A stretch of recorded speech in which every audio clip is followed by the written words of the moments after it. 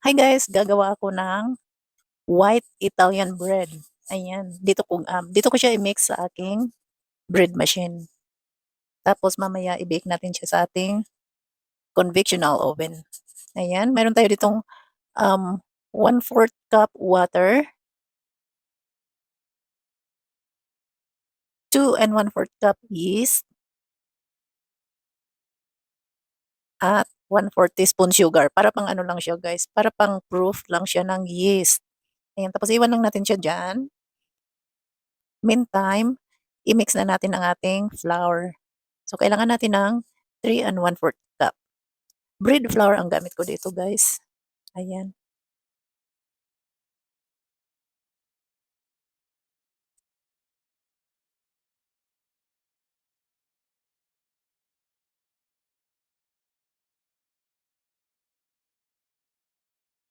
Kailangan natin gumamit ng dry cup at ayan.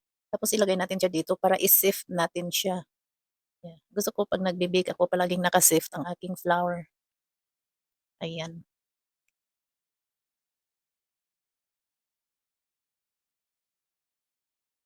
So, measure lang natin siya tapos i-sift.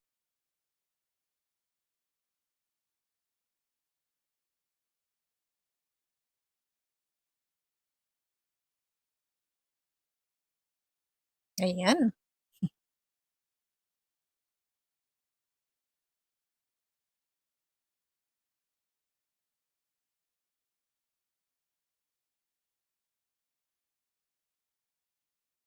One more cup.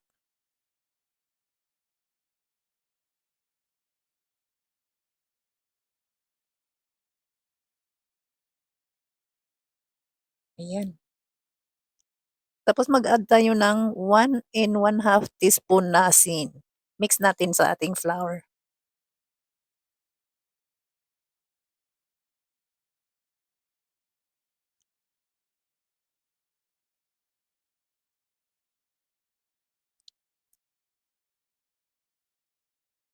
Sea salt, kosher salt ang gamit ko guys.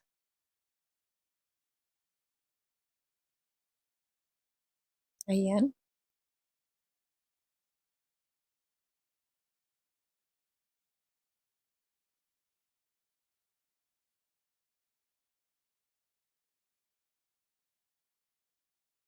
Tapos mix lang natin. Ayan na ang ating flour mixture. Tabi lang natin diyan. Check natin ang ating yeast. Ayan, ready na siya. So, um, ready na natin ang ibang mga ingredients. Mag-add tayo dito ng water at saka sugar. So, mag-add tayo ng 1 cup warm water. Painit tayo ng water. Mga ano lang, 30 seconds sa microwave.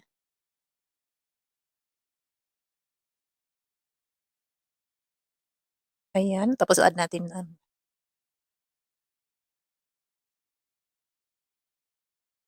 ayan. Add natin siya diyan sa ating yeast. Tapos meron din tayong 1/4, ayan, 1 tablespoon white sugar, 1/4 cup olive oil. So pagsama-samahin lang natin ang ating wet ingredients at saka natin i-add ang ating flour. So gano'n lang 'yan guys. Tapos i-turn on natin ang ating machine ng kneading only.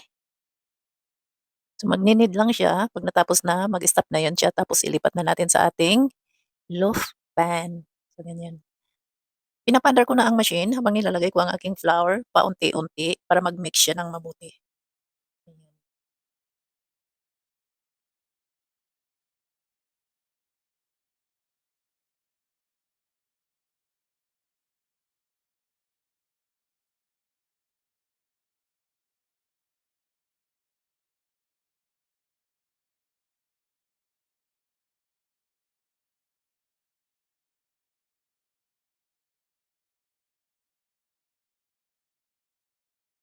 So ayan, i-close na natin siya at iwanan natin siya diyan na mag-knead. Ayan, habang hinihintay natin maglilinis tayo ng ating mga measuring cup. So ito na yung ating loaf pan, isprayhan natin siya ng avocado oil ang gamit ko dito guys. Gumagamit ako ng avocado oil, coconut oil at saka olive oil pang-spray. para hindi siya didikit. So ayan, ready na ang ating dough. Ayan na siya guys. Ilagay lang natin siya dito at dito na natin siya ipa-rice.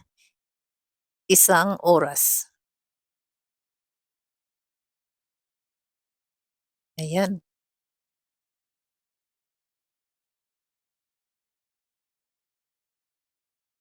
Na siya. At tatakpan natin siya. Ayan, tapos iwanan lang natin siya sa, countertop ng 1 hour. Painitin natin ang ating, oven.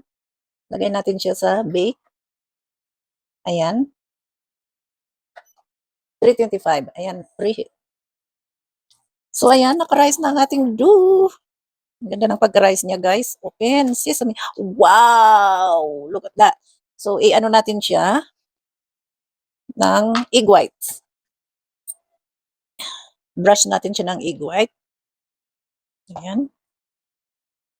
Wow, ang ganda ng pagka-rise. My goodness, I'm so proud of myself.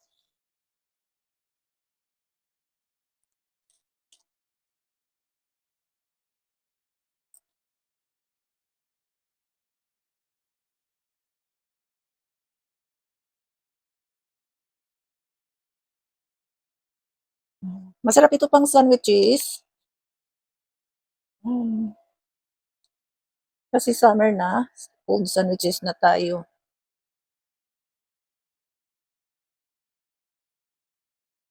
Ayan. Okay na yan.